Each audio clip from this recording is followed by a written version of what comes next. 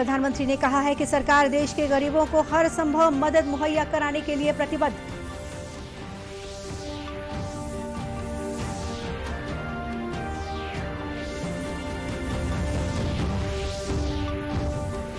देश में कोविड टीकाकरण का आंकड़ा 48 करोड़ के पार पहुंचा। छत्तीसगढ़ में अब तक 1 करोड़ 23 लाख से अधिक कोविड टीके लगाए गए।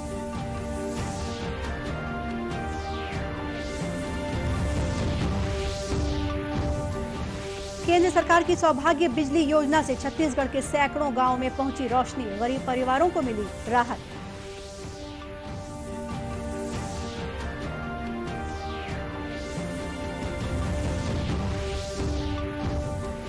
और विश्व स्तनपान सप्ताह के दौरान राज्य में स्तनपान को बढ़ावा देने पर आधारित विभिन्न जागरूकता कार्यक्रमों का किया जा रहा है आयोजन।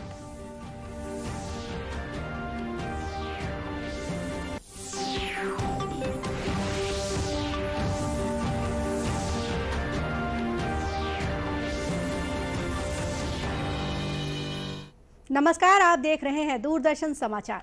मैं हूं गोपा सान्याल। अब समाचार विस्तार से। प्रधानमंत्री नरेंद्र मोदी ने कहा है कि सरकार देश के गरीबों को हर संभव मदद मुहैया कराने के लिए प्रतिबद्ध है। श्री मोदी ने आज वीडियो कॉन्फ्रेंसिंग के जरिए प्रधानमंत्री गरीब कल्याण अन्न योजना के लाभार्थियों के साथ बातचीत की। उन्होंने इस बात पर खुशी जताई कि मुफ्त खाद्यान्न वितरण ने गरीबों के रोजमर्रा के जीवन में बदलाव लाया है। उन्होंने कहा कि देश दोनों दिशाओं में काम कर रहा है। इंफ्रास्ट्रक्चर में काम होने से रोजगार के अवसर भी बढ़े हैं। प्रधानमंत्री ने कहा कि गरीबों का सशक्तिकरण सरकार की प्राथमिकता में शामिल है। आज देश दोनों दिशाओं में काम करना, दो पटरी पर चलना चाहता है। देश को नए इंफ्रास्ट्रक्चर की भी जरूरत है। इंफ्रास्ट्रक्चर पर भी लाखों करोड़ों खर्च हो रहा है, उससे लोगों को रोजगार भी मिल रहा है, लेकिन साथ ही सामान्य मानवीय के जीवन की गुणवत्ता सुधारने के लिए, ईज ऑफ लिविंग के लिए नए मानदंड भी स्थापित कर रहे हैं। गरीब के सशक्तिकरण को आज सर्वोच्च प्राथमिकता दी जा रही है। जब 2 करोड़ गरीब परिवारों को घर दिए जाते हैं तो इसका मतलब होता है कि वो अब सर्दी, गर्मी, बारिश के डर से मुक्त होकर जी पाएगा। इतना ही नहीं, जब खुद का घर होता है ना, तो आत्मसम्मान से उसका जीवन भर जाता है, नए संकल्पों से जुड़ जाता है। प्रधानमंत्री ने यह भी कहा कि देश की हर सरकार ने गरीबों को सस्ता अनाज उपलब्ध कराने का प्रयास किया, लेकिन कुछ वजहों से इसका प्रभाव सीमित रहा। श्री मोदी ने कहा कि उनकी सरकार ने नए सिरे से और नई तकनीक की मदद से व्यवस्था में बदलाव किए, जिससे आज हर गरीब के मन में ये विश्वास है कि चुनौती चाहे कितनी भी बड़ी हो, देश उनके साथ है। बढ़ते गए, लेकिन भूखमरी और कुपोषण में उस अनुपात में कमी नहीं आ पाई। इसका एक बड़ा कारण था कि प्रभावी डिलीवरी सिस्टम का न होना, और कुछ बीमारियां भी आ गई व्यवस्थाओं में, कुछ कट की कंपनी भी आ गई, स्वार्थी तत्व भी घुस गए। इस स्थिति को बदलने के लिए साल 2014 के बाद नए सिरे से काम शुरू किया गया। नई टेक्नोलॉजी को इस परिवर्तन का माध्यम बनाया गया।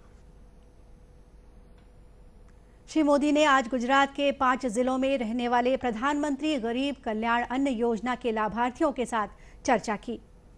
छत्तीसगढ़ सहित देश भर में कोरोना टीकाकरण अभियान जारी है। देश में अब तक 48 करोड़ से अधिक कोविड टीके लगाए जा चुके हैं। कल 61,09,000 से ज्यादा टीके लगाए गए। केंद्र सरकार के अनुसार राज्यों और केंद्र शासित प्रदेशों को अब तक 49 करोड़ 85 लाख से ज्यादा टीके उपलब्ध कराए गए हैं। 2 करोड़ 75 लाख टीके अभी भी राज्यों के पास बाकी हैं। वहीं विभिन्न राज्यों को 20,94,000 टीके और दिए जाएंगे। छत्तीसगढ़ में अब तक 1 करोड़ 23 लाख से अधिक कोविड टीके लगाए जा चुके हैं। इनमें से 99,51,000 से ज्यादा लोगों को पहला टीका लगा है, जबकि 23,61,000 से अधिक लोगों को कोविड का दोनों टीका लगाया जा चुका है। इस बीच केंद्रीय स्वास्थ्य मंत्रालय ने बताया है कि कल 30,500 से ज्यादा कोरोना के नए मामलों की पुष्टि हुई है। फिलहाल देश में दैनिक संक्रमण दर 1.85% है। वहीं कल 38,800 से अधिक मरीज स्वस्थ हुए। इस समय देश में कोरोना से स्वस्थ होने की दर 97% से अधिक है। अब तक 3 करोड़ 8 लाख से अधिक लोग कोरोना संक्रमण से मुक्त हो चुके हैं। वहीं छत्तीसगढ़ में कल 236 नए मरीजों की पहचान हुई। राज्य में 1900 से अधिक मरीजों का इलाज विभिन्न अस्पतालों और होम आइसोलेशन में चल रहा है। राज्य के स्कूलों के साथ ही कल से कॉलेज भी खोल दिए गए हैं। निजी और सरकारी कॉलेजों को खोलने के संबंध में सरकार की ओर से कोविड से बचाव संबंधी दिशा निर्देश जारी किए गए हैं। दुर्ग के सभी कॉलेजों में सरकार द्वारा जारी किए गए नियमों का पालन करना सुनिश्चित किया गया है। कॉलेज खोलने से पहले सभी कक्षाओं का सैनिटाइजेशन किया गया। वहीं कॉलेज आने वाले विद्यार्थियों के लिए कॉलेज प्रबंधन की ओर से थर्मल स्कैनिंग और सैनिटाइजर की व्यवस्था की गई। कॉलेज में फिलहाल स्नातकोत्तर स्तर की कक्षाएं शुरू की गई हैं। हेमचंद यादव विश्वविद्यालय की कुलपति अरुणा पल्टा ने बताया कि सभी कक्षाओं में विद्यार्थियों के लिए कोविड गाइडलाइन का कड़ाई से पालन करना जरूरी होगा।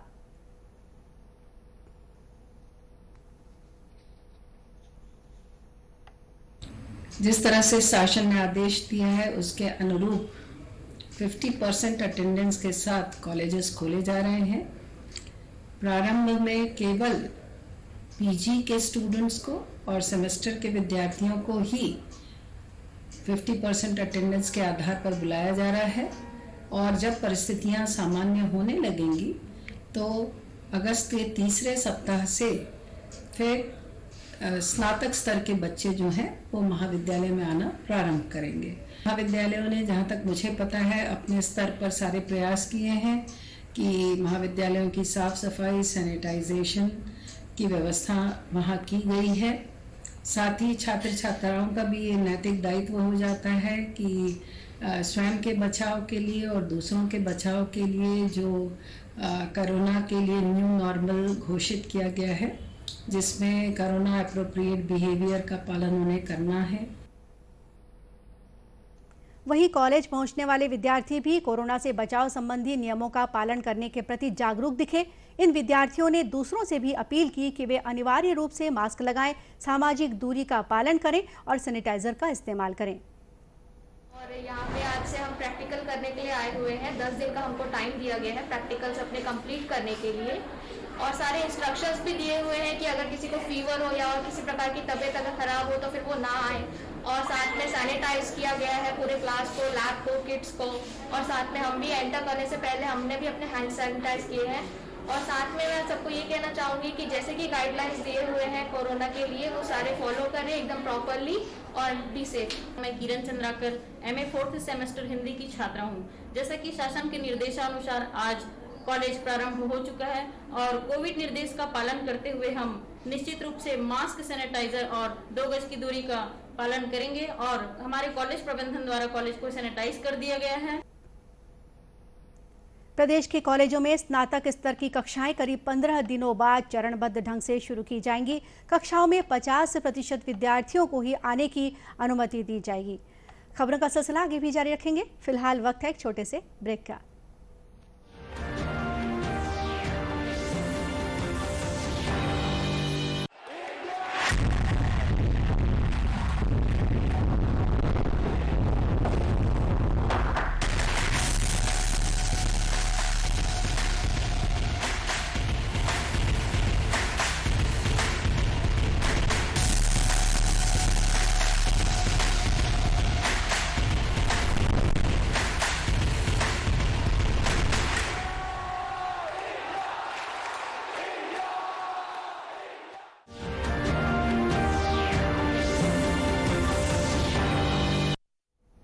ब्रेक के बाद एक बार फिर स्वागत है आपका दूरदर्शन समाचार में। घर घर बिजली पहुंचाने के उद्देश्य से केंद्र सरकार द्वारा संचालित प्रधानमंत्री सहज बिजली हर घर योजना सौभाग्य योजना से छत्तीसगढ़ के भी सैकड़ों गांव तक रोशनी पहुंच चुकी है। जांजगीर चांपा जिले के आदिवासी क्षेत्रों में स्थित गांव में इस योजना की मदद से बिजली पहुंचाई गई है, जिससे स्थानीय ग्रामीण बहुत खुश हैं। उनका कहना है कि पहले रात के समय जंगली जानवरों का डर बना रहता था, लेकिन अब लाइट जलने से वे और उनके परिवार काफी सुरक्षित महसूस कर रहे हैं। आर्थिक रूप से कमजोर लोगों को योजना के तहत बिजली का कनेक्शन लेने पर किश्तों में भुगतान की सुविधा दी गई है। वहीं गरीबी रेखा के नीचे जीवन यापन करने वाले परिवारों को 40 यूनिट तक की बिजली खपत पर छूट दी जा रही है। ग्रामीणों ने प्रधानमंत्री सौभाग्य योजना संचालित करने के लिए केंद्र सरकार के प्रति आभार जताया है। उनका कहना है कि गांव तक बिजली पहुंचाने के मुश्किल काम को सरकार की योजना ने आसान कर दिया है। मोर गोरेलाल ना है कोटगढ़ के और बिजली के नाम से परेशानी रही से अंधेला रही से था और 5 साल हो गए लगे है मोर घर में बिजली तभी खुशी हन सब आनंद हन। अच्छा लड़का सब खेला थे अंजोर में और मैं सरकार ला धन्यवाद करा था लगे है तो माटी तेल के नाम से बहुत परेशानी रही। नमस्कार, मैं करण कुमार देवर बोल रहा था कोटगढ़ निवासी।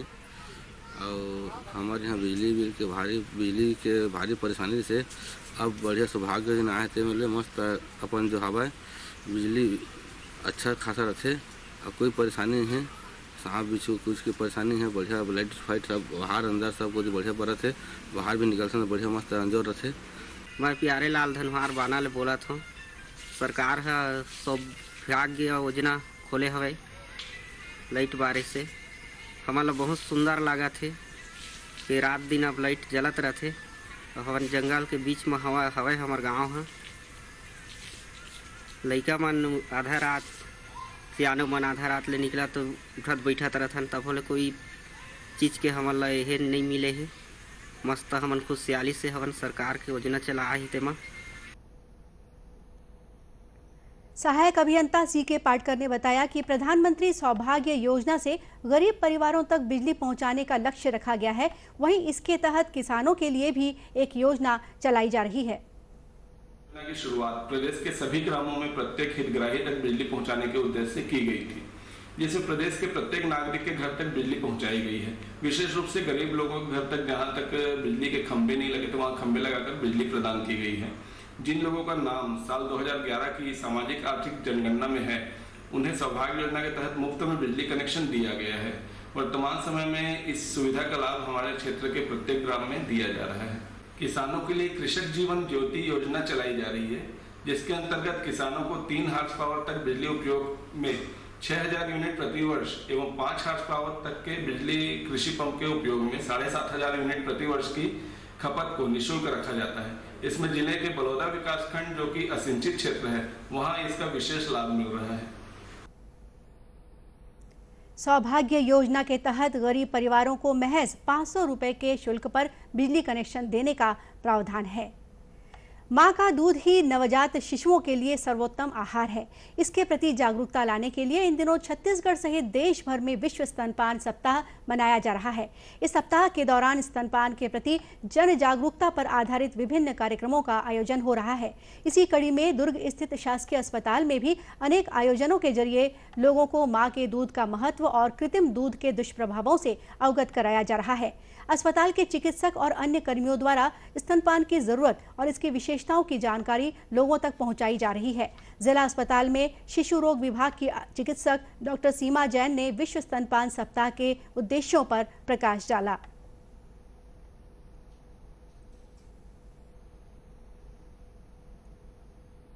प्रोटेक्ट ब्रेस्ट फीडिंग और शेयर रेस्पॉन्सिबिलिटी। इस बार का जो थीम है ब्रेस्ट फीडिंग वीक का कि हम सभी को साथ मिलकर ब्रेस्ट फीडिंग को प्रमोट करना है, क्योंकि जो माँ का दूध है वही शिशु के लिए सर्वोत्तम आहार है।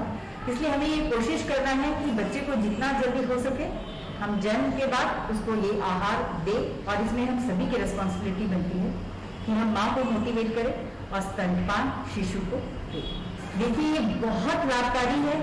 बच्चे को सारा आहार हम देते हैं, कार्बोहाइड्रेट्स, विटामिन, प्रोटीन, न्यूट्रिएंट, सब बच्चे को शुरू के 6 माह के अंदर स्तनपान से मिल जाता है। इसलिए हमें शिशु को सिर्फ माँ और माँ का दूध ही देना चाहिए।